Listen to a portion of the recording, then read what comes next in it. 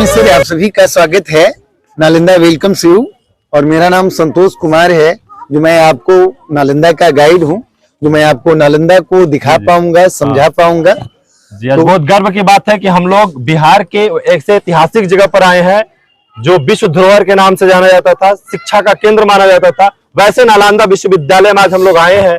प्राचीन काल में ये शिक्षा का एक बहुत बड़ा केंद्र रहा और उसको पूरा हम लोग यहाँ कवर करने के लिए हम लोग गाइड लिए संतोष जी हम लोग के साथ आज पूरे सपोर्ट करेंगे। Thank you. आगे हम लोग बढ़ते हैं जी। तो अभी जो सर ये जो हम बोर्ड देख रहे हैं, archaeological survey of India Nalanda, तो सर 15 जुलाई 2016 के पहले ये एक नेशनल मॉन्यूमेंट्स के रूप में था कि भारतीय पुरातत्व सर्वेक्षण विभाग का एक राष्ट्रीय स्मारक था।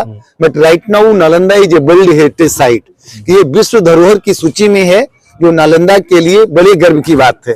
तो आगे चलकर हम लोग पहले फोटो एग्जीबिशन को देखेंगे और फोटो एग्जीबिशन को देखने के बाद हम लोग सर स्मारक के अंदर जान और समझ पाए। तो अब जो हम लोग सर देख रहे हैं, यहाँ आप है जो बहुत सारा फोटो एग्जीबिशन आप देख रहे हैं। ये पूरा रेयर फोटोग्राफ नालंदा का एग्जीबिशन में लगाया गया है। लेकिन मैं आपको नालंदा का एक इंट्रोडक्शन दे दूं, एक बैकग्राउंड बता दूं कि अभी जिस धरती पर आप खड़े हैं, कि इस पाथवे के नीचे भी बहुत सारी चीजें छुपी हुई है। तो नालंदा का इतिहास 6ठी शताब्दी ईसा पूर्व से शुरू होती है। कहा जाता है कि भगवान बुद्ध के समय में, भगवान महावीर के समय में यहाँ सर एक आम का बगीचा था। कहाँ पे सर आम का बगीचा था? इस पूरे एरिया में सर आम का ही बगीचा था। जी। और उस बगीचे का नाम था पावारिका आम्रवन। जी जी। और भगवान बुद्ध हमेशा यहाँ रुका करते थे और धर्म का उपदेश देते थे। इस कारण बौद्ध धर्मावलंबियों के लिए एक पावन भूमि है। और जैन धर्म में खासकर ये कहा गया है कि भगवान महावीर भी हमेशा यहाँ आया करते थे। और दिगंबर सेक्ट में उनका जन्म स्थान नालंदा के पास के गांव कुंडलपुर को कहा गया है। और उनके एक प्रमुख गंधर गौतम स्वामी का भी जन्म स्थान था, जो उनके प्रमुख शिष्य हुए, प्रधान शिष्य हुए। तो इस तरह से अगर सर नालंदा की रिकॉर्डेड हिस्ट्री को हम बात करें, तो नालंदा की स्थापना 5वीं शताब्दी में मगध के राजा कुमारगुप्त ने किया था। ये सर एक रिकॉर्डेड हिस्ट्री है। रिकॉर्डेड हिस्ट्री है। आज हम लोग को पढ़ने के लिए भी मिलता है कि कुमारगुप्त जैसे नालंदा विश्वविद्यालय की स्थापना। So if anybody asks to you कि who was the founder of old Nalanda, so the right answer is Kumaragupta 500 AD। And you know 7वीं शताब्दी में इसका फिर विस्तार हुआ। फिर 9वीं शताब्दी में बंगाल के राजा देवपाल ने इसे फिर आगे बढ़ाया। इस तरह से सर नालंदा विस्तार होते चला गया। करीब 700 वर्षों तक शिक्षा का एक महान केंद्र रहा। एंड सर यू नो, आपने चीनी यात्री हुएनसांग का नाम सुना होगा। जी हुएनसांग। हाँ। और दूसरा चीनी यात्री थे इत्सिंग। हाँ। हुएनसांग 7वीं शताब्दी में नालंदा आए, जो यहाँ का स्टूडेंट रहे, फिर बाद में टीचर बने। लेकिन सर 1200 ईस्वी के करीब नालंदा को तुर्कों के आक्रमण से नष्ट कर दिया गया। एक तुर्क आक्रमणकारी थे बख्तियार खिलजी, जिनके आक्रमण से नालंदा नष्ट हुआ। फिर सारे बच्चे हिमालय की तराइयों की ओर भागे। कुछ लोग नेपाल के रास्ते बर्मा और तिब्बत की ओर गए। और धीरे धीरे ये पूरा परिसर एक रुइंस के रूप में हो गया। तो सर आज हम लोग जानते हैं नालंदा के खंडहर।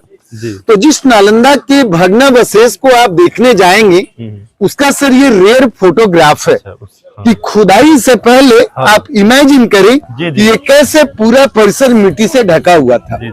यहाँ जो सर आप देख रहे हैं granary cell of monastery number 1 कि बिहार संख्या 1 के अंदर में ये अनाज रखने का एक कमरा होता था, जो सर करीब 1916 का फोटोग्राफ है। तो मैं आपको अंदर दिखा पाऊंगा, समझा पाऊंगा।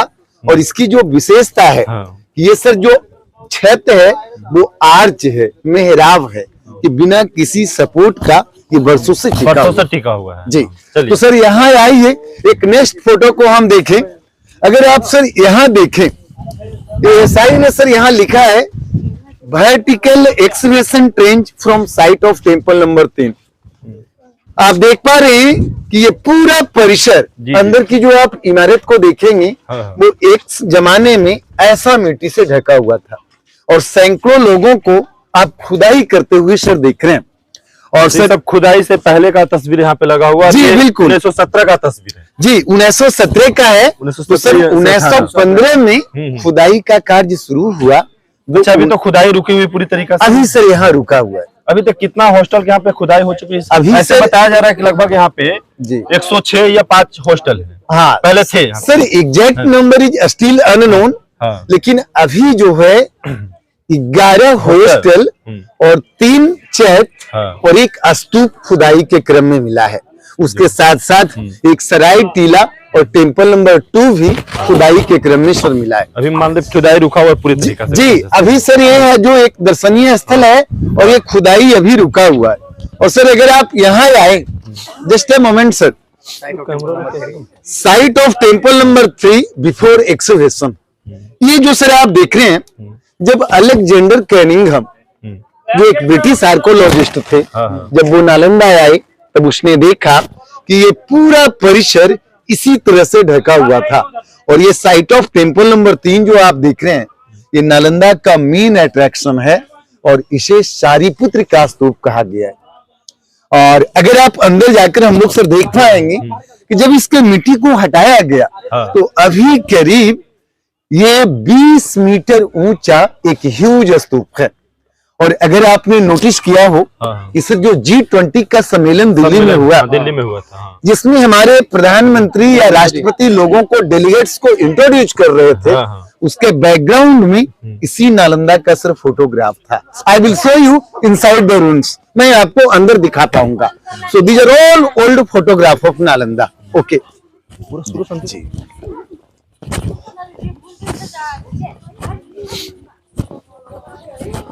अब जो सर हम लोग हैं यहाँ आप देख रहे हैं, ये जो बोर्ड आप देख रहे हैं ना, ये यूनेस्को ने सर प्रोवाइड किया है।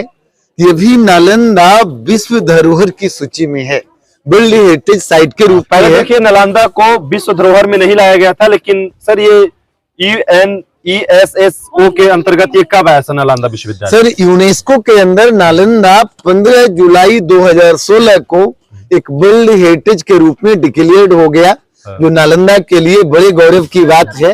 नालंदा के साथ साथ पूरे बिहार के गौरव की बात है। इसी से हमारे बिहार की पहचान होती है। पूरे देश के लिए ये गौरव की बात है। और बिहार में 2 वर्ल्ड हेरिटेज साइट है, एक नालंदा, एक पहला सर महाबोधि टेम्पल बोधगया और दूसरा नालंदा।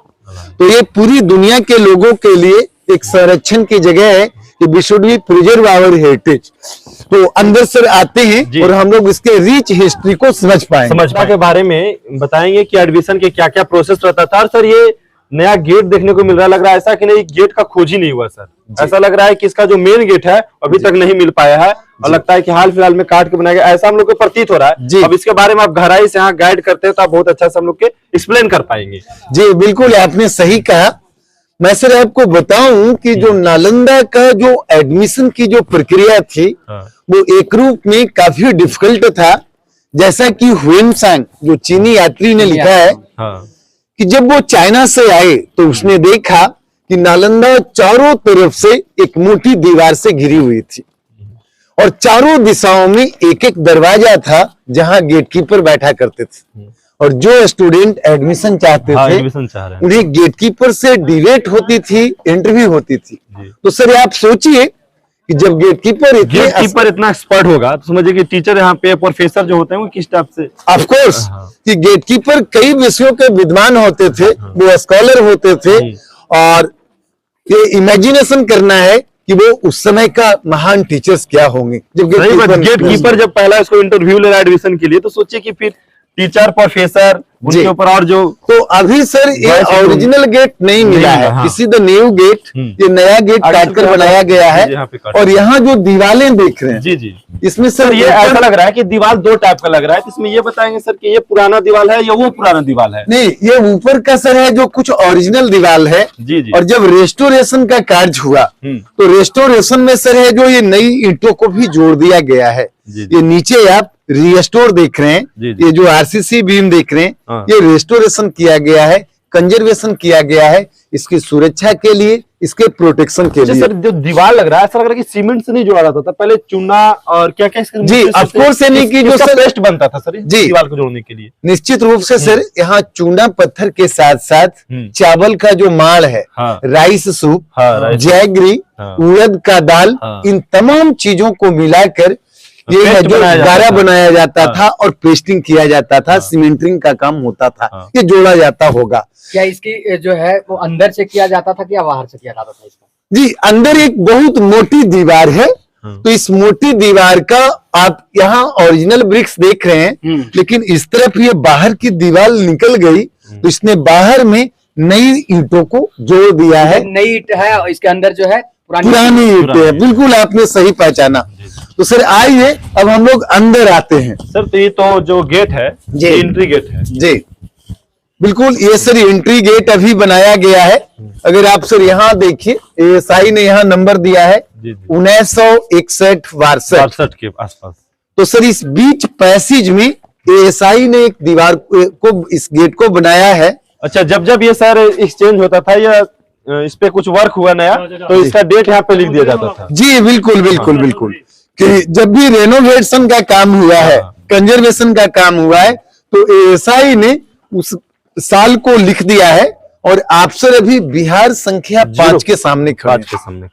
बिहार का मतलब मोनेस्ट्री, एंड यू नो कि our state name Bihar is also derived from Vihar, क्योंकि प्राचीन काल में बहुत सारे विहार थे जहां बौद्ध भिक्षु, जैन भिक्षु, स्पिरिचुअल गुरु, सूफी संत, ये तमाम लोग रहा करते थे। इस स्टेट का नाम सर बिहार हो गया। और सर ऐसा ही ने लिखा है कि पुरातात्विक आधार पर इसका निर्माण गुप्त काल में हुआ था, जो बिहार संख्या 4 के समकालीन है। तो सर यहाँ जो आप देख रहे हैं, ये गुप्त काल का छोटा छोटा सर कमरा देख रहे हैं। तो सर ये इसके बारे में थोड़ा सा बताइए, प्रोसेसिंग पूरा। जी, एएसआई ने सर, मैं एक चीज बताऊं कि एएसआई ने लिखा है, खासकर आप अगर इस बोर्ड पर पढ़ें, तो सर एएसआई ने लिखा है कि इसका जो मुख्य रूप से इसका जो प्रवेश द्वार जो देख रहे हैं ना, इनके प्रवेश द्वार कालांतर में बंद कर दिए गए हैं। आप देख रहे हैं कि गेट बंद किया हुआ है। वो एक जमाने में सर दरवाजा था, जिसे बाद में बंद कर दिया गया, और इसका उपयोग अनाज रखने के लिए बाद में किया जाता था। और अनाज रखने के साथ साथ उन्होंने सर ये अनुमान लगाया है कि लोग ऊपर से शायद नीचे जा पाते थे। और यहाँ जो सर दीवालों का थिकनेस देख रहे हैं, हम लोग खूब मोटी मोटी दीवार देख रहे हैं। तो ये जाड़ा के दिन में गर्म और गर्मी के दिन में ठंडा होता था। तो सोचिए कितनी स्मूथ, कितना जो है जो ईंटों का प्रयोग किया गया होगा इसे बनाने के लिए। और सर मैं एक रोचक चीज बताऊं कि जो नालंदा नाम है ना, वो नालम प्लस दा, कि दो संस्कृत शब्दों के मेल से नालंदा बना है। और नालम मीन्स लोटस, कमल, जो ज्ञान का प्रतीक है, और दा का मतलब देने वाला, अर्थात ऐसी जगह जो ज्ञान देता हो, नॉलेज देता हो, उसे सर नालंदा कहते हैं। और एक सर दिलचस्प स्टोरी ये है कि इतना सारा जब ब्रिक आपने देखा है, खूब मोटी दीवार, हाँ सर, तो जब ब्रिक बनाने के लिए, ईंटें बनाने के लिए उन्होंने क्ले को उठाया, मिट्टी को उठाया, तो नेचुरली पॉन्ड हो गया वहां उस जमाने में। और वहां उन्होंने लोटस फ्लावर्स को डाल दिया, कमल का फूल को। इस तरह से नालंदा चारों तरफ से लोटस फ्लावर से घिरा हुआ था। लेकिन सर ह्वेनसांग ने एक अलग थ्योरी दिया नालंदा का, कि नालंदा का दूसरा मतलब था कि ना अलम दा, जहां दान देने का अंत नहीं होता हो, कि ज्ञान रूपी दान देने का अंत नहीं होता हो, उसे भी नालंदा कहते हैं। सर लगभग यहाँ पे कितना छात्र अध्ययन करते थे? यहाँ करीब सर 10,000 विद्यार्थी, और करीब 10,000 विद्यार्थी और 1.5 से लेकर 2,000 शिक्षक साथ साथ रहते और पढ़ते थे। तो ये सर हम लोग पैसेज से आए हैं। हर एक 2 हॉस्टल के बीच में एक पैसेज हुआ करता था। तो हर 2 हॉस्टल के बीच में एक पैसेज। जी, तो आगे पहले मैं आपको सर एक प्लान मैप दिखाऊंगा, एक नक्शा दिखाऊंगा, फिर हम लोग हॉस्टल के अंदर चलेंगे। इसके बारे में बताइएगा सर, क्या है यहाँ का सर? बिल्कुल welcome back sir, welcome back. अब जो हम लोग नालंदा के प्लान में के सामने खड़े हैं, जी जी, here is the plan of the excavated remains at Nalanda. इस पूरे एरिया का सर प्लान मैप है और एग्जैक्टली हम लोग सर यहाँ खड़े हैं। जी जी, इस तरफ से हम हम लोग कहाँ से एंट्री लिए थे सर इसमें? हम लोग सर इस दरवाजे से इंटर किए हैं। अच्छा, ये हॉस्टल हो गया जी, और इधर भी हॉस्टल है जी। हाँ, दो हॉस्टल के बीच में क्या रहता था सर? एक बीच में सर कॉरिडोर था, पैसेज था जी, और शुरू में आपने बिहार संख्या 5 को देखा है। 5 को देखा है। इसमें आपने सर छोटा छोटा कमरा देखा है जी जी, और इस पैसेज को क्रॉस करके आप सर यहाँ खड़े हैं। यहाँ जो एक दिख रहा है कि टेम्पल साइट नंबर 2 है, ये जो है ये कहाँ पे था?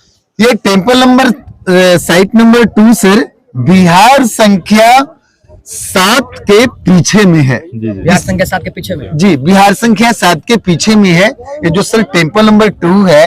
और मैं आपको बताऊं कि जैसे जैसे खुदाई का कार्य हुआ है जी जी, उसी ऑर्डर के क्रम में उन्होंने नंबरिंग डाल दिया है 1 2 3 4 5 6 7 8 9 जैसे जैसे खुदाई होते गया नालंदा को और जैसे जैसे हॉस्टल मिलते गए, चाहे जो भी साक्ष्य प्रमाण मिलते गया, जो उस आधार पे क्रम डालते गए। साइट नंबर जो है, इस साइट नंबर कहाँ तक सीमित रहा है? हाँ, अभी तक जो सर है ये जो आप यहाँ तक देख रहे हैं ना, ये पूरी साइट 1 स्क्वायर किलोमीटर में फैला हुआ है। यहाँ सर बाउंड्री वाल है और इस तरफ यहाँ बाउंड्री वाल है टेम्पल नंबर 3 के पास में, और यहाँ सर टेम्पल नंबर 14 के पास में बाउंड्री वाल आप देख रहे हैं।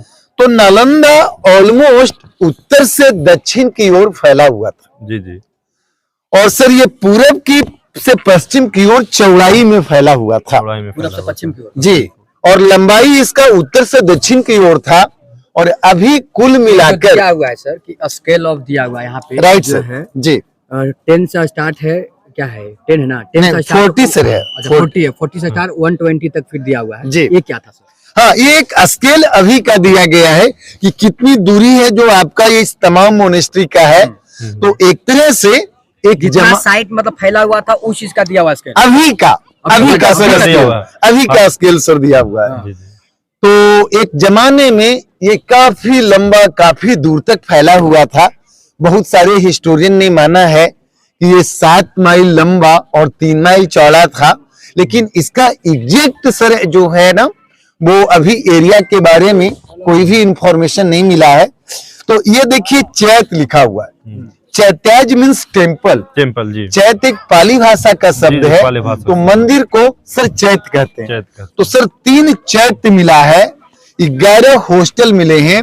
सर ऐसा हिस्ट्री हम लोग को पढ़ने के लिए मिलता है कि हर हॉस्टल के सामने एक चैत हुआ करता था कि लोग यहाँ पे हॉस्टल से पढ़ते थे और उनको अध्ययन करना होता था, ये पूजा पाठ करना होता था, तो ठीक उसके सामने चैत्य में आते थे। ऑलमोस्ट सनातन धर्म में मंदिर होता है तो लोग मंदिर में जाते थे, उसी आधार पे बौद्ध धर्म में चैत हुआ करता है। जी, बौद्ध धर्म में चैत जो सर है एक्चुअली पाली भाषा का शब्द है।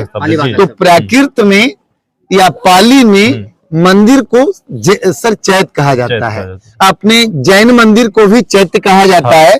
तो ऑलमोस्ट प्रत्येक 3 टेम्पल, 3 हॉस्टल के बाद एक मंदिर सर होता था। तो हम लोग सर सबसे पहले इस मोस्ट इंपॉर्टेंट हॉस्टल को देखने चलेंगे, फिर स्तूप की ओर चलेंगे। ये सामने आप स्तूपा देख रहे हैं, दिखाई फोकस कीजिए, देखिए ये सामने सर स्तूप है, ग्रेट स्तूपा आप देख रहे हैं नालंदा का। और ये सामने एक हॉस्टल है। हाँ, ये सबसे मोस्ट इंपॉर्टेंट हॉस्टल सर है। और उसके बाद हम लोग सर आगे चैत की ओर चलेंगे। हम लोग क्लॉक वाइज सर घूम पाएंगे, समझ पाएंगे। आइए चलिए।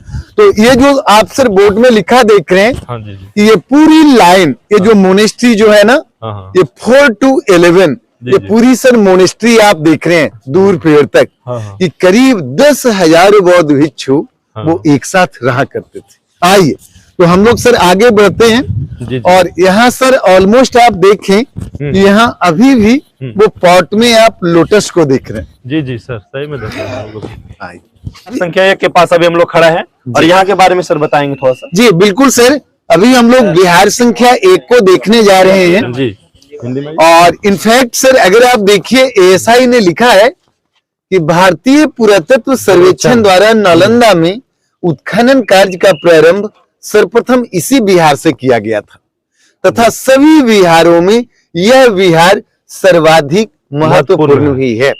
तो sir this is the most important monastery. जी जी। और सर एएसआई में सर यह भी लिखा है कि इसे को एक सुमात्रा के एक नरेश ने बनवाया था।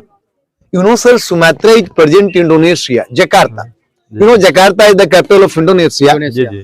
तो एक जमाने में कई सारे राजाओं का सपोर्ट रहता था, इस कारण बौद्ध भिक्षुओं को, स्टूडेंट्स को खाने का, पीने का, रहने का कोई चिंता नहीं करना पड़ता था। ये सर फ्री ऑफ कॉस्ट था। अच्छा, जो इसके प्रांगण में है एक छोटा मंदिर गुप्तकालीन है क्या?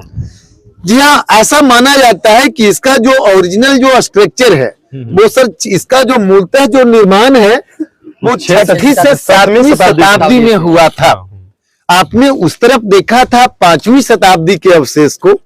इसका जो सर मूल कंस्ट्रक्शन है वो 6वीं से 7वीं शताब्दी में शुरू हुआ और फिर 9वीं शताब्दी में देवपाल राजा का जब शासन आया तो उस समय सुमात्रा के राजा ने इसे सपोर्ट किया और इसे आगे बढ़ाया।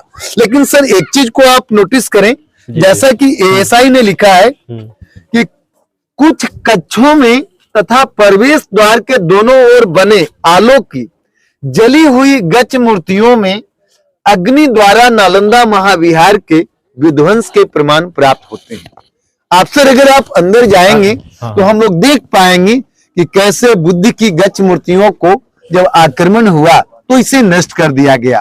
तो वो जो सर पार्ट है ना, वो अंदर हम लोग देख पाएंगे कि बख्तियार खिलजी के द्वारा किस प्रकार से नालंदा विश्वविद्यालय को ध्वस्त किया गया था। जी बिल्कुल, एएसआई के रिकॉर्ड के अनुसार सर दिख रहा है सर, जी जी जी, ये सर नया ड्रेनेज सिस्टम है, न्यू जो आया, ये न्यू है। अभी सर बारिश का पानी निकलने के लिए इन्होंने नया ड्रेनेज सिस्टम कर दिया है।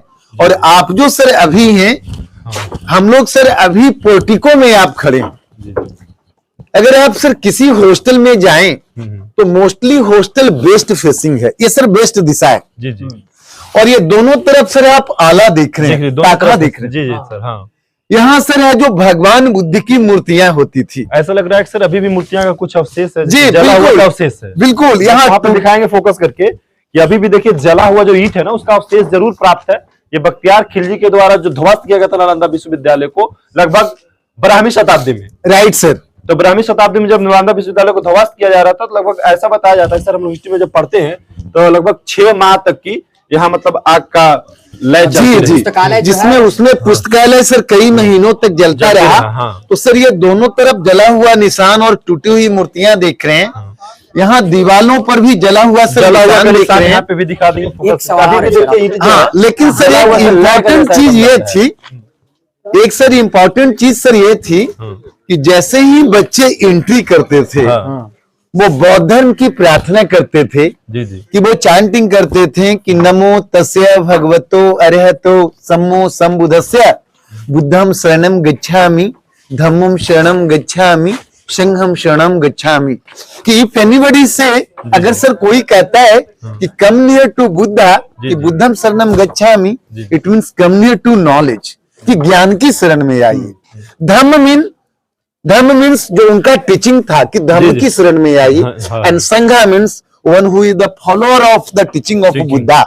तो इस तरह से सर प्लान होता था, दोनों तरफ बुद्ध की स्टैचू होती थी। यहाँ जो है सर लकड़ी दिख रही है, वहाँ पे जो है हाँ, ऊपर से जो रिस्टोर किया गया है कि उस मूर्ति को वो अब न्यू वाला किया है, जो पहले था नहीं, वो सब नया किया गया है। उसको नया किया गया है कि जो पुरानी जो मूर्तियां थी उसको बचाए रखने के लिए ऊपर से नई ईंटें सर जोड़ दी गई। लेकिन अगर आप सर यहाँ देखें, हाँ, वो पुराना है, ये भी सर जला हुआ है। सोचिए कितना बड़ा सर ये डोर फ्रेम रहा होगा, कितना बड़ा भव्य दरवाजा रहा होगा। और जब दरवाजे में आग लगी तो सर साथ ही साथ ईंटें भी पिघल गई, ईंटें भी सर जल गई। तो आइए सर अंदर चलते हैं, कमरों में आते। जो हम लोग सर हैं जो बिल्कुल मोस्ट इंपॉर्टेंट मोनेस्ट्री के अंदर में पहुंच गए हैं। और हम लोग सर आगे एक कमरा के अंदर में चलते हैं। आइए सर, प्लीज इस कमरे में आइए। सर ये जो कमरा देखेंगे, ये जो यहाँ पे है, जो हॉस्टल रहता था उसका एक कक्ष रहता था जिसमें विद्यार्थियों को पढ़ने के लिए। तो सर इसके बारे में बताएं कि एक कमरा में कितने विद्यार्थियों को अलॉट था सर?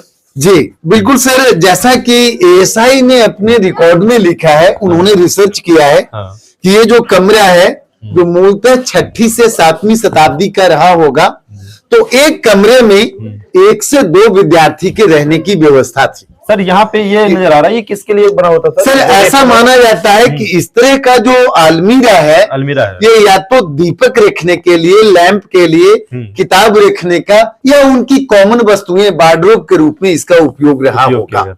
और यहाँ सर कमरों में आप ऊपर जला जला निशान देख रहे हैं। जी जी। तो ये सर बर्निंग मार्क से है, जो जले जले निशान ऊपर तक देख रहे हैं। कोई ऊपर छत नहीं देख रहे हैं, छत सर समय के साथ टूट गया। लेकिन अगर आप इस दीवार को देखें तो ये पूरी दीवार सर नया किया गया है। ये रिस्टोर सर है कि इस पुरानी दीवार की सुरक्षा के लिए इन्होंने आगे से आइडेंटिकल रूप में, प्रतीकात्मक रूप में एक नया दीवार लगा दिया गया है। तो नालंदा में केवल सर लड़कों की पढ़ाई थी, it was only for male, not for को एजुकेशन। यहां सर नन्स का प्रवेश वर्जित था। तो सोचिए कि कैसे इतने सारे बच्चे, कितने सारे कमरे रहे होंगे, 10,000 बच्चे और 1,500 शिक्षक को रहने के लिए।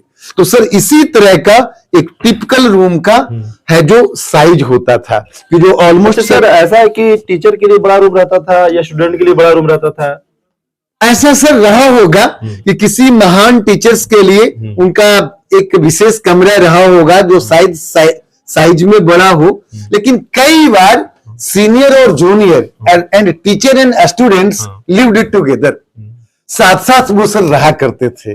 और करीब जो महान टीचर्स का आपने सर नाम कहा, तो जो यहाँ का नालंदा का जो महान स्कॉलर्स थे, टीचर थे, उनमें नाम है आतिश Dipankar, Shilabhadra, Nagarjuna, Shanti Rakshit, Dharma Kirti, Vasubandhu, so many great celebrities from Nalanda, जो सर नालंदा से पढ़ाई पूरी करके साउथ ईस्ट एशिया के देशों में गए और वहां धर्म को फैलाया, वहां सर बौद्ध धर्म को आगे बढ़ाया। तो इस तरह से आगे बढ़कर हम लोग सर क्लासरूम में चलेंगे। तो सर यहाँ वही कि सारे जो है हॉस्टल का एक कक्ष रहता था चारों तरफ विद्यार्थियों को रहने के लिए। जी सर। और प्रत्येक कक्ष में एक विद्यार्थी ही रहते थे। आइए तरफ आएंगे सर, ये सब जो दिखाई दे रहा है जो पत्थर, ये क्या है सर? ये सर कुछ ब्रोकन जो स्टोन है जो रेस्टोरेशन में यूज किए हैं, जो अभी सर पड़ा हुआ है। लेकिन सर इस जगह को आइए,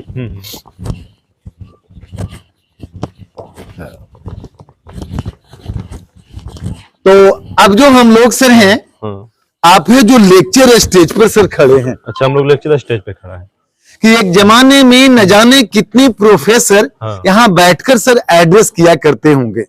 तो सर ये लेक्चर स्टेज था। लेकिन अगर आप इस खुली आंगन को सर देखिए, ये सर क्लासरूम हुआ करता था। ये जो नीचे का जो सर पार्ट आप देख रहे हैं ना, ये क्लासरूम था। लेकिन इस क्लासरूम के बीच में ये जो सर स्ट्रक्चर देख रहे हैं ना, ये क्या था सर? एएसआई ने सर माना है कि बाद में ये एक स्तूप या चैत्य बनाया गया था, कि एक स्तूप जैसा स्ट्रक्चर था। एएसआई ने अपने बोर्ड में इसे चैत्य लिखा है, टेम्पल जैसा। जी सर, हम लोग हिस्ट्री में ये भी पढ़ते हैं कि कच्छ हर एक हॉस्टल में जितना चारों तरफ कमरा रहता था जी, और फिर वहां पे पीने के लिए कुआं का पानी का लोग प्रयोग करते थे, कुआं का प्रयोग करते थे, और वहां पे ही पढ़ने के लिए नीचे व्यवस्था किया गया था। जी बिल्कुल। आगे जो सर वहां कॉर्नर में हम लोग देख रहे हैं, एक कुआं भी नजर आ रहा है। हम लोग चलेंगे कुआं के पास में। लेकिन अगर आप इस स्टोन को सर देखें, स्टोन का जो बेस आप देख रहे हैं ना, जो ये रेस्टोरेशन में सर स्टोन बेस लगाया गया है। लेकिन आप यहाँ सर ब्रोकन पिलर देख रहे हैं। जी जी। तो ये ब्रोकन पिलर सर ये इंडिकेट करता है कि कई बार छत स्टोन पिलर पर टिका होता था, जो समय के साथ टूट गया। और अगर सर आप यहाँ देखें, आप सर ये सामने देखिए कि ये सर ड्रेनेज सिस्टम हुआ करती थी। ये पुरानी सर नालियां हैं, जो मूलतः 6ठी 7वीं शताब्दी की है। जो सबसे जब ऑरिजिन हुआ, शुरुआत हुआ, तो सर वो ड्रेनेज था। इसके बाद सर ये ड्रेनेज है। तो ये नालियां सर ये इंडिकेट करती है कि नालंदा कई बार में एक के ऊपर एक बना, कि यहाँ सर कई फेज का कंस्ट्रक्शन है। और इस तरह से सर जब खुदाई का कार्य ऊपर से शुरू हुआ, हाँ, ऊपर से। तो ऊपर से उन्होंने खुदाई करना शुरू किया और जॉनसन लेवल पर जो चीजें मिली उसको उसी रूप में प्रिजर्व कर दिया गया है। तो यहां से सर उतर कर हम लोग चलेंगे ग्रेनरी सेल को देखने के लिए, कुआं को देखेंगे और साथ ही साथ एक मंदिर के पार्ट को देख पाएंगे। आइए, आराम से आइएगा। अच्छा, एक्सक्यूज मी मैम, आप लोग हाँ थोड़ा सा एक दे दीजिए समय। वर्ल्ड का पहला सोलर प्लेट। हाँ, अब जो हम लोग सर यहाँ देख रहे हैं, जी जी ये देखिए लाइट डालने पर सर ये चमक रहा है। This is glittering right now. जी जी। बिल्कुल ये मोबाइल की लाइट हम डाल रहे हैं तो ये चमक रहा है। ये सर एक माइका स्टोन है, अब्रक का पत्थर है, मिका स्टोन। अब्रक। जी, हमारे यहाँ बिहार में झारखंड में सबसे ज्यादा अब्रक है। जी जी। और सर फिजिक्स में जैसा कि आपने पढ़ा है जी जी। कि mica is a bad conductor of electricity. Electricity. ये विद्युत का कुचालक होता है, जी। लेकिन सर इसका उपयोग कुछ लोगों ने माना है कि सामने सर बुद्ध की स्टैचू होती थी, हाँ। तो इससे प्रकाश रिफ्लेक्ट होता यहाँ पे था। बुद्ध का स्टैचू रहता था। लेकिन जो एक घोषिक राइटर हैं जिन्होंने नालंदा पर काफी रिसर्च किया है, जी जी। उन्होंने सर लिखा है कि जब ये खुदाई किया गया तो दोनों तरफ ये प्लेट आप देख रहे हैं, जी जी। हाँ एक दूसरी तरफ सर यहाँ भी है, और एक इधर तो भी। इस पर सर उड़ते हुए बौनों का कार्विंग किया हुआ था। उड़ते हुए बौनों की स्टैचू बनी हुई थी। लोग यहाँ आते जाते रहे तो वो कार्विंग सर मिट गया है, वो समाप्त हो गया है। तो यहाँ पर एक कार्विंग था, वो एक चित्र बना हुआ था उड़ते हुए बौनों का। और यहाँ जो सर मंदिर में जो स्टैचू मिला वो अभी म्यूजियम में रख दिया गया म्यूजियम में है। रखा हुआ। जी, तो यहाँ से आइए जी। हम लोग सर इस ग्रेनरी सेल को देख पाते हैं, सर, ये अनाज क्या को होता है? देख पाते हैं। अच्छा, हाँ, इस अनाज तरफ से हम रखने लोग के लिए सर आएंगे, जी जी। इसके अंदर से आइए। तो ये क्या है सर जो इस टाइप का बना हुआ है, ठीक हॉस्टल के ठीक। जी बिल्कुल, अब जो सर हम लोग देख रहे हैं ना, जी जी। एक वास्तुकला का सर एक अद्भुत नमूना है। आप यहाँ देखिए जी जी। कि ये जो सर छत देख रहे हैं ना, ये आर्च है, मेहराब है, मेहराब। गज पृष्ठाकार है। तो यहाँ आप सर देख रहे हैं कि कोई भी कंक्रीट बीम नहीं है, जी जी। कोई भी सर आयरन बार नहीं है, जस्ट ये वॉल्टेड रूफ जी जी। कि बिना किसी सपोर्ट का ये बरसों से टिका हुआ है। और सर ऐसा ही का मानना है, जैसा आपने बोर्ड में देखा था, ओल्ड फोटोग्राफ में देखा था कि जब 1915 में खुदाई शुरू हुआ तो वो इसी रूप में था और इसका उपयोग अनाज संग्रह के लिए किया जाता था। तो ये sir storage for rice, we can say it was the granary cell. और उस जमाने में भी लोग आर्च का उपयोग जानते थे। जी जी। सर आइए एक नजर हम लोग सर कुएं की ओर कुएं बढ़ते की हैं। ओर चलते हैं। जी हर हॉस्टल में कुआं रहता था सर। जी बिल्कुल सर, एग्जैक्टली, बिल्कुल एग्जैक्टली आपने सर सही कहा कि हर एक हॉस्टल में एक कुआं होता था पानी पीने के लिए। तो गहराई कितनी होती थी? इसकी जो सर अभी जो गहराई है ना, जी, जी। वो 30 से 40 फुट अभी गहरा है, गहरा है। लेकिन आप देख रहे हैं कि यहाँ सर पानी अभी नहीं है, क्योंकि इस बार जो है ना, जी जी। This year is a drought year for Bihar. आपने सर देखिए पिछले 2-3 वर्षों से बिहार में पानी नहीं हुए, ये बारिश नहीं हुआ है, एल-नीनो का इफेक्ट है। तो ये सर कुआं सूख गया, लेकिन अगर बढ़िया बारिश हो, मानसून मंथ हो, तो इसमें सर पानी आ जाएगा। लेकिन कभी भी सर पानी आ जाती है। जी, और कुएं की प्रासंगिकता इस रूप में है कि सर हर हॉस्टल में पानी पीने के लिए, स्नान करने के लिए या मल्टीपर्पज उपयोग हाँ, कुएं का रहा होगा। जी, जी। और लोग बाल्टी से पानी निकाल कर रोप और बैकेट की सहायता से वो पानी निकाला करते थे, और सर ये सारा काम उनका होता सर यहाँ था। पे सामने एक सीढ़ियां बनी हुई, किसके लिए बना हुआ था, इसका क्या? ये सर है जो ये सीढ़ियां रिस्टोर किया गया है, अच्छा, restore किया लेकिन गया। ऊपर के हॉस्टल ये 2 मंजिला था। अच्छा, 2 तो मंजिला लोग था। उसमें आने जाने के लिए इन सीढ़ियों का सर इस्तेमाल रहा होगा। लेकिन सर मैं आपको एक चीज स्पष्ट करूं स्पष्ट कीजिए।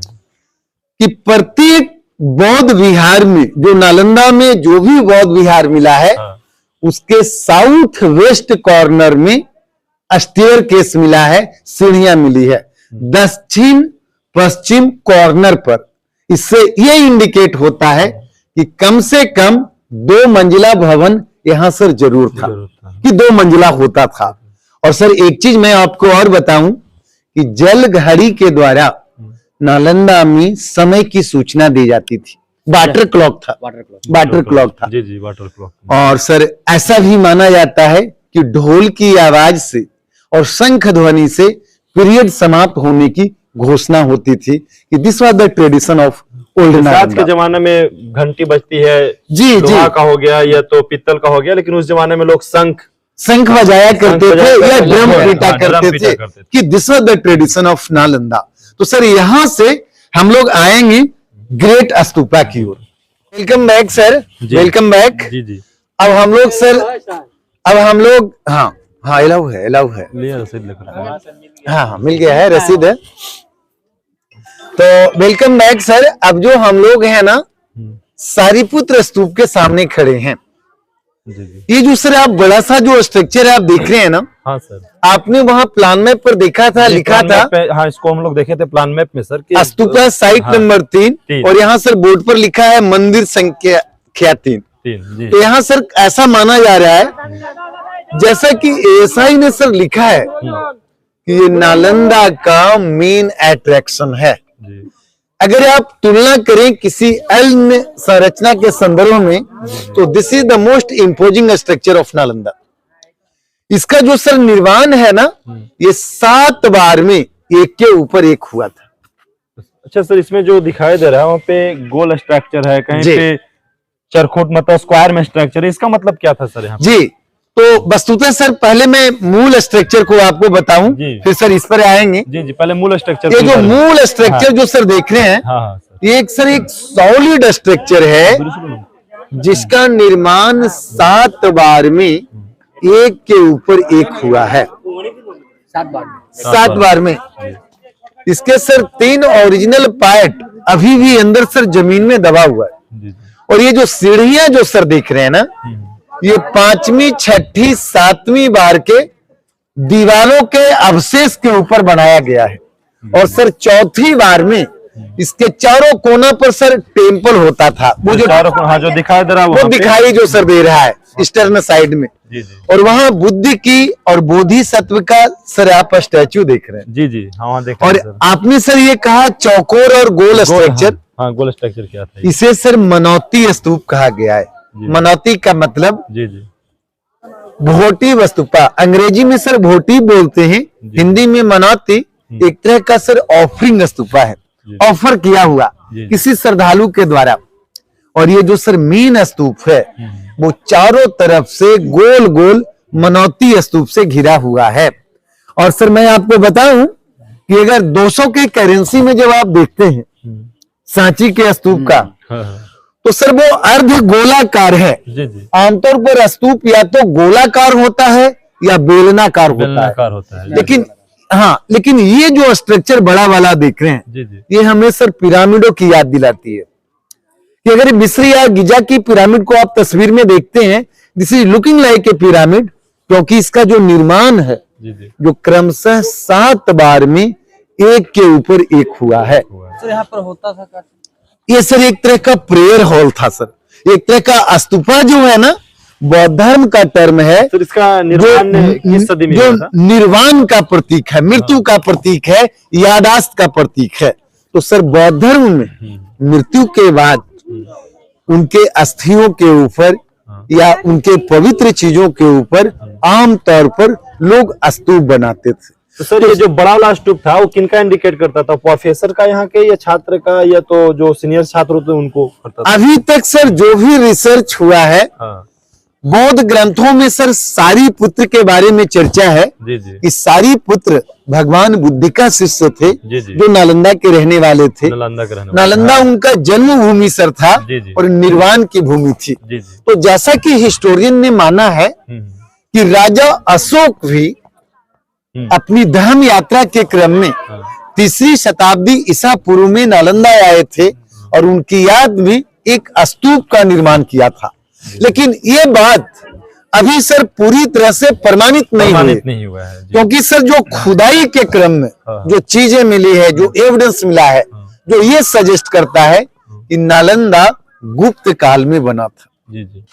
लेकिन सर अगर आप लिटरेसी सोर्स ऑफ मटेरियल को माने तो ऐसा माना जाता है कि ये जो स्ट्रक्चर है ना, ये सारी पुत्र की ही याद में बना होगा।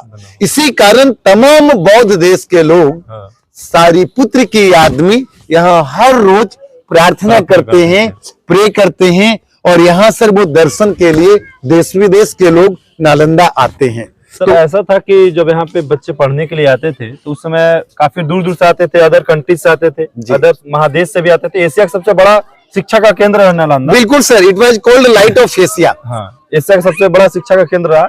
तो बहुत सारे बच्चे, उस समय उतना संसाधन नहीं था कि लोग अपने घर जा पाए मृत्यु होने के बाद। तो मृत्यु होने के बाद ऐसा साक्ष्य मिलता है इतिहास में पढ़ने के बाद कि उनका यहीं पे दाह संस्कार कर दिया जाता था, उसको उन पर एक स्तूप बना दिया जाता। बिल्कुल बिल्कुल सर, आपने सही कहा, क्योंकि कई सारे जो टीचर हैं जो वो पढ़ाई करने के लिए यहाँ आए, वो became the teacher of Nalanda, और उनका यहाँ निर्वाण हो गया कि वो अपना पूरा जीवन ज्ञान को बांटने में, लोगों को सिखाने में लगा दिए।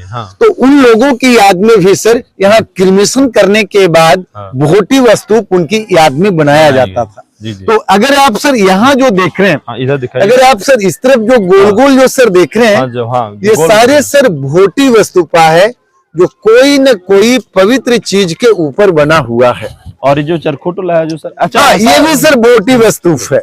ऐसा लोग बताते थे सर कि यहाँ जो शिक्षक होते थे ना, जो प्रोफेसर होते थे, उनका चरखुट स्तूप बनता था, और जो छात्र होते थे, सीनियर छात्र पढ़ाई करने के दौरान उनका अगर निर्वाहन हो गया, निधन हो गया, तो उनको गोल स्तूप बनाया जाता था। नहीं ऐसा सर एक कोई जरूरी सर नहीं है।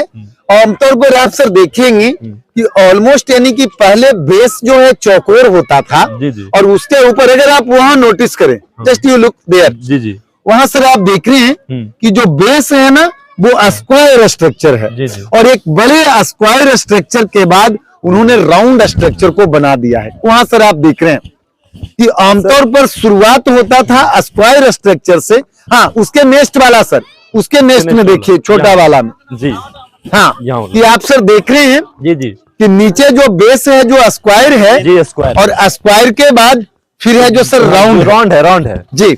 हम इसी को कवर तो यहाँ जो सर खुदाई का जो कार्य हुआ है, तो खुदाई के क्रम में जी इसमें सर कुछ क्ले का टैबलेट मिला है, और उस क्ले पर बौद्ध मंत्र सर लिखा हुआ था।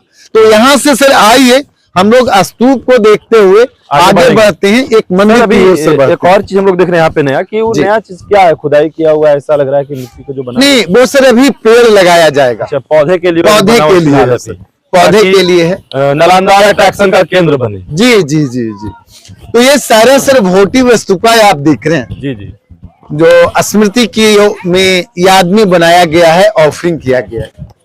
हम लोग सर हैं जी, आप अभी सर टेम्पल नंबर 12 के सामने आप खड़े हैं जी, और जस्ट सामने सर देखिए एक बौद्ध भिक्षु को देखिए उस मंदिर के सामने, कि वो लामा जी अभी प्रार्थना भी कर रहे हैं। और ये मंदिर जो सर आप देख रहे हैं उसके अंदर में भगवान बुद्ध की प्रतिमा थी।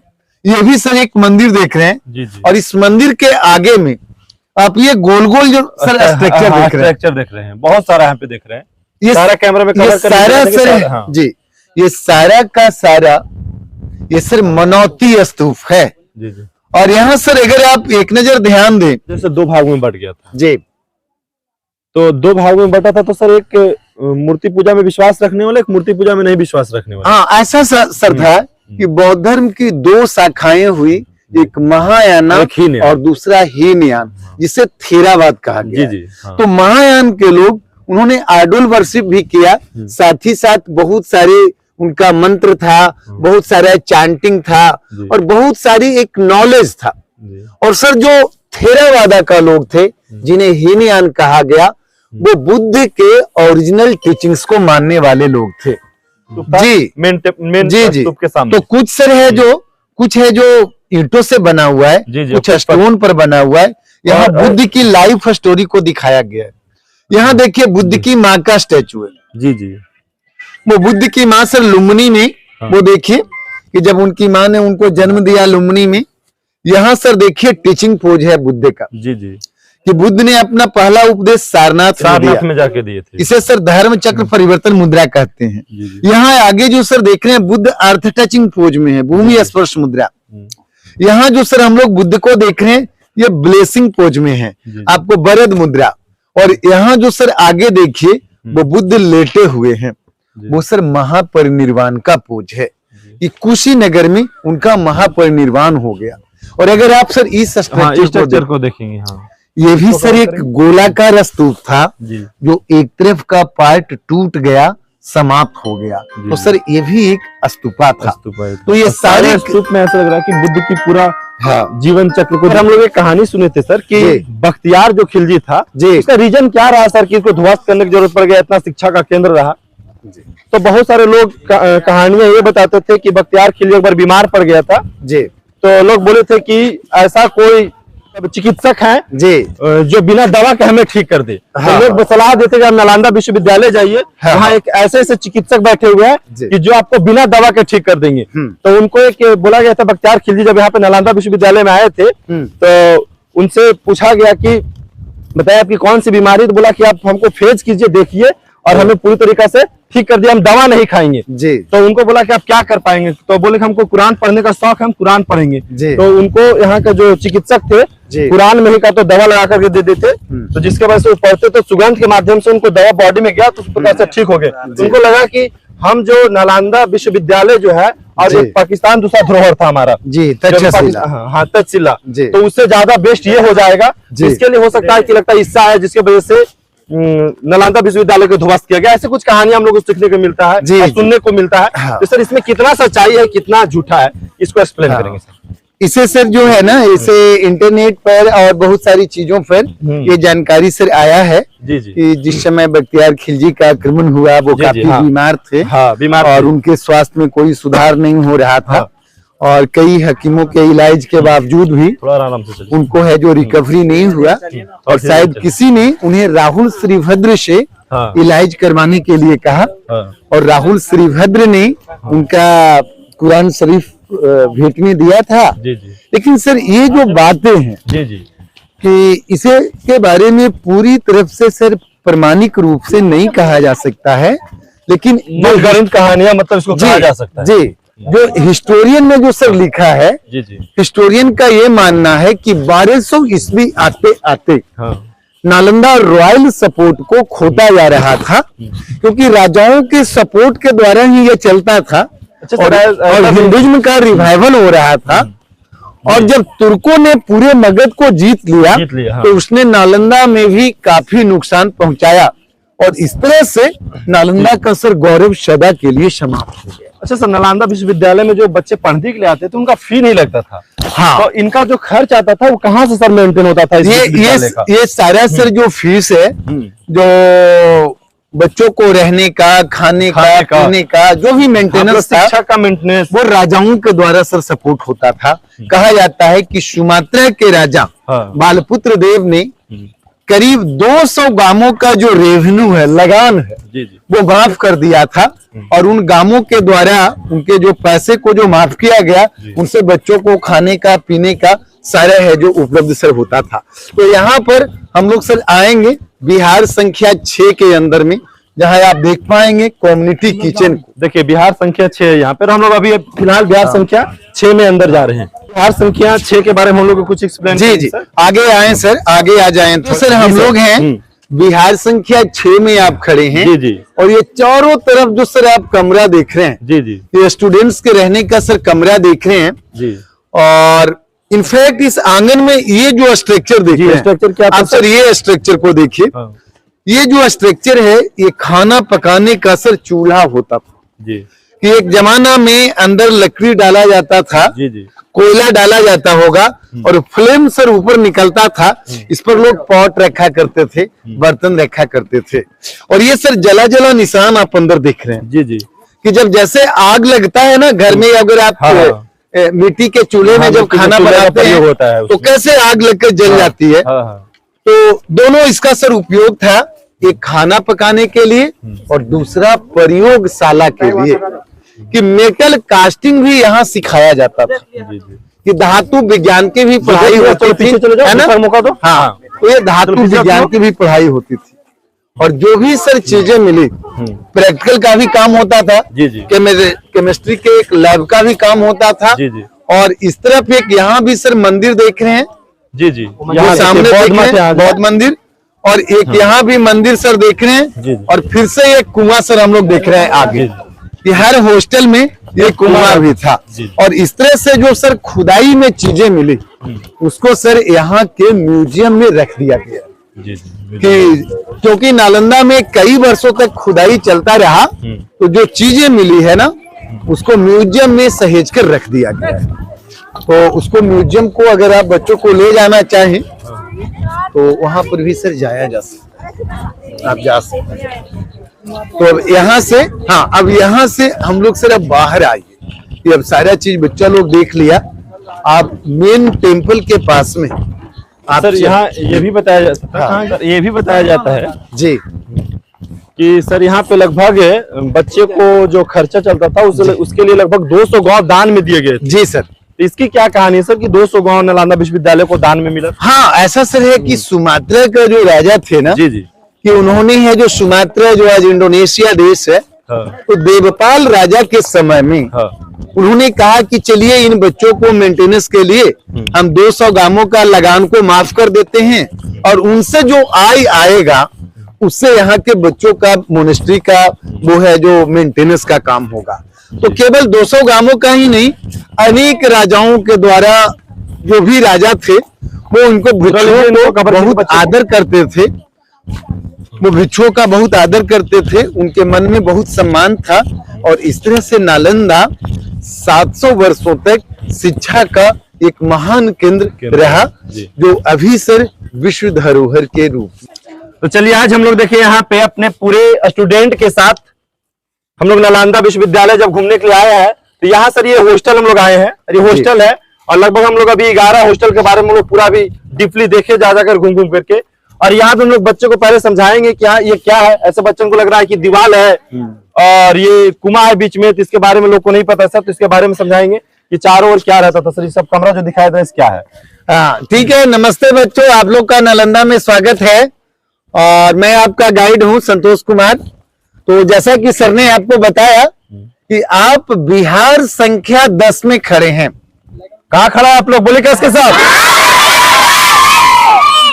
तो बच्चों यानी कि पहले यूं समझिए कि अपना जो स्टेट नेम बिहार है वो बिहार शब्द से बना है, क्योंकि प्राचीन काल में एक जमाने में बहुत सारे बौद्ध भिक्षु, जैन भिक्षु, सूफी संत, ये तमाम जो इंटेलेक्चुअल लोग थे, ये जो विद्वान लोग थे, वो बिहार में रहा करते थे। तो इसी कारण अपने स्टेट का नाम बिहार पड़ा और इस हॉस्टल का भी नाम बिहार लिखा गया है। आपने आगे बोर्ड में पढ़ा होगा, पढ़ा था ना, जगह जगह बिहार लिखा था ना। तो बिहार का मतलब इंटेलेक्चुअल लोगों को रहने की जगह।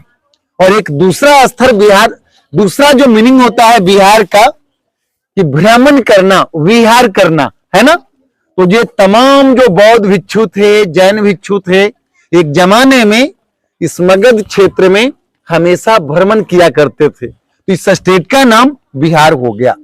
तो बच्चों, जिस नालंदा विश्वविद्यालय में अगर आप देखने आए हैं तो यूं समझिए कि आप एक बिहार को हॉस्टल भी हम लोग यहाँ कह सकते हैं नालंदा के संदर्भ में। जी जी हाँ। तो अभी तक कुल 11 बिहार मिला है खुदाई के क्रम में। और इस बिहार में आपको मैं एक चीज और बता दूं कि जैसा कि पहले हम लोगों ने जाना और समझा था कि अगर आपसे कोई पूछे कि नालंदा को किसने बनाया, कि who was the founder of old Nalanda, किसने बनाया, राइट आंसर होगा? कैसे बोलो? हाँ, कुमार गुप्त राजा ने। बच्चों, इस विश्वविद्यालय को 1200 ईस्वी में बख्तियार खिलजी के आक्रमण से नष्ट हुआ। और बेटा, अंग्रेजों का शासन था अपने देश में 1600 के बाद। अंग्रेजों ने इसको खुदाई का कार्य किया है। कि आप यूं समझिए कि खुदाई से पहले ये पूरा मिट्टी से ढका हुआ था। आपने देखा था ना पुराना फोटोग्राफ को, आने के क्रम में देखा होगा। तो ये पूरा परिसर मिट्टी से ढका हुआ था और 22 वर्षों तक लगातार खुदाई के बाद इस एरिया को निकाला गया है। तो बच्चे, यू आर वेरी लक्की कि आज आप नालंदा विश्वविद्यालय को देखने आए हैं और आप क्लासरूम में हैं। ये जो आप जगह देख रहे हैं ना, एक जमाने में बहुत सारे बच्चे इस क्लासरूम में बैठ बैठते के थे। पढ़ते थे। और ये देखिए, ये बच्चों का रहने का कमरा है, आप देख रहे हैं चारों तरफ। ये जो देख रहे हैं आप ना, हॉस्टल के चारों तरफ ये कमरे बेटा हैं रूम्स पढ़ने के होता लिए। था। ये हॉस्टल का रूम्स है जहां बच्चे रहा करते थे। ये आप बरामदा देख रहे हैं बीच में, तो कमरों के ऊपर, बरामदे के ऊपर रूफ होता था और ये आंगन खुली होती थी। और वो देखिए, सब घूम के एक बार देखिए उसको। वो सामने आप देख रहे हैं बच्चों ना, हाँ वो बेटा लेक्चर स्टेज होता था, गुरु जी का प्लेटफॉर्म। हाँ, वहीं से पढ़ाते थे, सारे बच्चे यहाँ पे बैठ करके हाँ। अध्ययन करते थे। कि गुरु जी का प्लेटफॉर्म ऊंचा होता था, वहां बैठ करके वो लोगों को पढ़ाते थे कि सब बच्चों को वो नजर आए गुरु जी। तो वहां गुरु जी बैठते थे, नीचे बच्चे बैठते थे, और इस तरह से सारा सब्जेक्ट्स नालंदा में पढ़ाया जाता था। बौद्ध धर्म, हिंदू धर्म, जैन धर्म, संस्कृत, व्याकरण, मैथमेटिक्स, फिलॉसफी, एस्ट्रोनॉमी, ये सारा सब्जेक्ट पढ़ाया जाता था। और सोचिए कि जिस बिहार के आप वासी हैं, कि सारी दुनिया के लोग एक जमाने में बिहार आते थे पढ़ने के लिए। आपने आने के क्रम में देखा होगा, विदेशियों को देखा होगा, जापान से, श्रीलंका से, इंडोनेशिया से, वियतनाम से, साउथ कोरिया से, कि न जाने कितनी दूर दूर से लोग नालंदा पढ़ने आते थे। और कितना अपना बिहार का ये महत्वपूर्ण विश्वविद्यालय था। और आपने सुना होगा हुएनसांग के बारे में, है ना? हुएनसांग जो एक चीनी यात्री था, हाँ। चीनी यात्री, और दूसरा चीनी यात्री था इत्सिंग। और हुएनसांग के पढ़ने की इतनी जिज्ञासा थी, उसके मन में इतना यानी कि क्यूरियोसिटी था, कि वो चाइना से पैदल चलकर नालंदा आए थे उस जमाने में, 7वीं शताब्दी में। बीच में वो रास्ता भटक गए रेगिस्तान में, उनके पैसे समाप्त हो गए। फिर उन्होंने यात्रा किया और नालंदा का स्टूडेंट बने। और जब यहां से वापस चाइना गए तो अपने साथ किताबों को लेकर गए, उसमें उन्होंने ट्रांसलेशन का काम किया। और आपको एक चीज और मैं बता दूं कि नालंदा लाइब्रेरी के लिए फेमस था, है ना? माँ बाप से, पापा मम्मी से आपने सुना होगा कि यहाँ की जो लाइब्रेरी थी उसमें करीब 9 मिलियन बुक थी। 1 मिलियन इक्वल टू कितना? 10 लाख। 10 लाख ना, तो ऑलमोस्ट 90 लाख बच्चों पुस्तकें थी। और उस समय कागज का आविष्कार नहीं हुआ था, तो जो किताबें हैं ताड़ पत्रों पर लिखा जाता था, पाम लीफ पर लिखा जाता था। तो 9 मिलियन बुक थी। और जो भाषा है वो संस्कृत था, but the script was Brahmi लिपि था। अभी संस्कृत को आप देवनागरिक में लिखते हैं, अंग्रेजी को आप रोमन स्क्रिप्ट में लिखते हैं, लेकिन नालंदा की भाषा थी देवनागरिक। तो इस तरह से बच्चों, ये सारी चीजें जहां तक आपने देखा और समझा है, ये खुदाई करके निकाला गया है और अभी वर्ल्ड हेरिटेज साइट है, अपने देश की धरोहर है, अपने बिहार का ये शान है। और सारी दुनिया से लोग यहाँ पढ़ने के लिए आते हैं, देखने के लिए आते हैं। और जो नया यूनिवर्सिटी है वो राजगीर में बनाया गया है, राजगीर से 2 किलोमीटर आगे। हाँ, कि वो बिहार पुलिस अकादमी के सामने एक नया विश्वविद्यालय भी सरकार ने बना दिया है, कि जो नालंदा का पुराना गौरव फिर से वापस लौटे। और हम कोई भी व्यक्ति वहां अगर एंट्रेंस टेस्ट देकर वहां पर एडमिशन पा सकता है। और एक चीज मैं आपको और बता दूं सर, एडमिशन प्रोसेस आपको समझा कि दीजिएगा। नालंदा का एडमिशन प्रोसेस क्या था। जैसे आज अपने देश में IIT है, मेडिकल है, जी जी, एम्स है, और बहुत सारे संस्थान हैं, कि अगर आप कोई अच्छा संस्थान में पढ़ाई करना चाहें तो बच्चों को एंट्रेंस टेस्ट देना पड़ता है। पहले एंट्रेंस देना होगा, उसके बाद आप लोग अच्छे यूनिवर्सिटी में पढ़ पाएंगे। कोई अगर इंजीनियर बनना चाहे, कोई डॉक्टर बनना चाहे, कोई नर्स बनना चाहे, कोई टीचर बनना चाहे, तो उसको एक परीक्षा से गुजरना पड़ता है ना? अपने देश के नामी संस्थान में। तो नालंदा में जो एडमिशन का प्रोसेस था, कि चारों दिशाओं में एक एक बड़ा बड़ा दरवाजा होता था, जहां गेटकीपर बैठा करते थे।